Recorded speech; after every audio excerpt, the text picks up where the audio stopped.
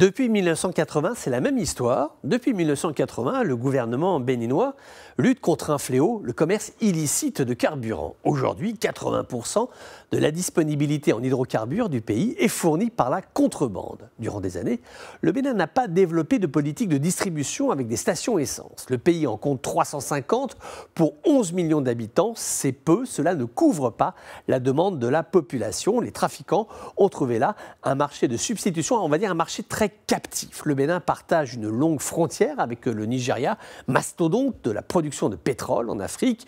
C'est là que les passeurs se fournissent, non pas sur le marché officiel, mais sur un autre marché de la contrebande. Au Nigeria, cela s'appelle le soûtage, c'est-à-dire le vol de pétrole sur les pipelines, la fabrication de fuel, souvent dans des casemates insalubres cachés dans la brousse, puis la revente sur le marché noir. Malgré la fermeture de la frontière entre les deux pays, le trafic ne s'est jamais arrêté. Les autorités de Cotonou ont lancé plusieurs initiatives pour essayer d'endiguer le phénomène. Une loi a été votée interdisant le commerce illicite de carburant. La police a procédé à quelques arrestations, mais le phénomène a atteint une telle ampleur, il est tellement insinué, impliqué dans les rouages de la société béninoise que cela continue. Au Bénin, vous êtes en voiture, vous roulez, et dès que la petite lumière de la jauge à essence s'allume, il suffit de s'arrêter sur le bord de la route. Il y a toujours quelqu'un pour vendre quelques litres d'essence. C'est simple, c'est pas cher, c'est pratique.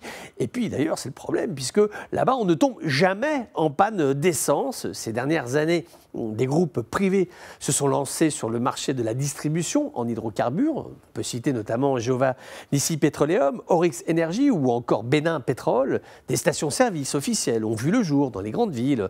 Des projets existent pour se développer en province. Maintenant, la difficulté est d'ordre social. Le trafic de pétrole, ce sont des milliers d'emplois, informels, mais des emplois tout de même, environ 40 000 emplois. Et un chiffre d'affaires annuel de 160 millions d'euros.